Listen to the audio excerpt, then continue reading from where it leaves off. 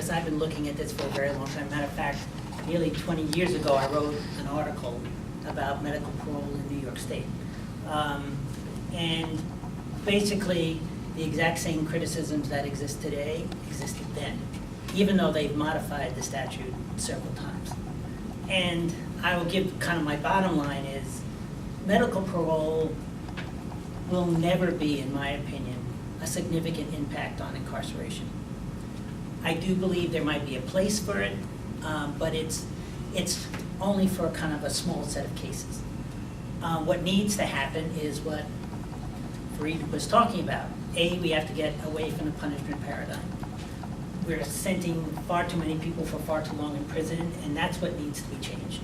That's going to have impact on that. I think a second piece is that that to the extent they allow for release, it should be released based upon where the person is now rather than what happens in New York. They're looking at static conditions that never change, and that's why they deny people. That's ridiculous. The court set a sentence. That's supposed to be the minimum sentence. That's based on the nature of your crime. Parole or release should be determined who you are now and what's the nature of the public risk. Third is we have to correct an existing problem, which we have older people, and actually the numbers that I have is that in New York State, if you take 50 and older, now there's a whole definition of what is elderly, but I strongly agree with the 50. In New York, we're over 20%.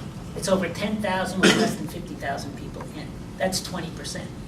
And that number has been almost doubling if you look at that large category, and it's because of a ridiculous sentencing structure that we have and a parole system that doesn't let people out, because all the cases you've talked about, people have been denied over and over and over again. So real reform is actually outside of medical parole, in my opinion.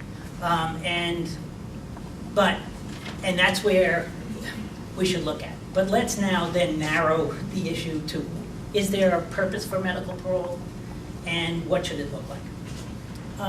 I believe there is, because there's going to be situations where people get cancer, and they might be 35. They're not necessarily elderly, but they have a medical condition that is exacerbated by being incarcerated. And why are you keeping them in under those circumstances? They are fundamentally no longer a risk. And so we have to do something about that. But let me give you one bottom line. The releases that were happening in New York way back when I looked at this first in the 90s, and now they've expanded the statute supposedly, and the release rate hasn't changed at all.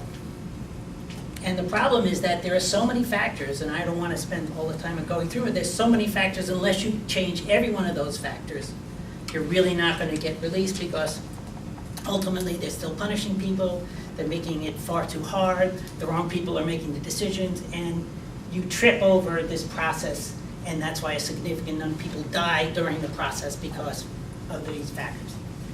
So here are the issues that I see very quickly, and I'm not going to go through them. What are the criteria for medical conditions triggering consideration, and what is the criteria for release? And they're not the same thing. Normally there's a medical component and then a non-medical component. Who are making those determinations, and are they competent to make those determinations? And sometimes, as in New York we'll get to in one moment, they conflate those, so the people are actually deciding two things at the same time. Probably the most fundamental issue, and this is parole and whatnot, what level of risk, because release always involves some level of risk. What is your tolerance for risk that the person might offend? I mean, just give you an example, you say in New York they have any danger of returning.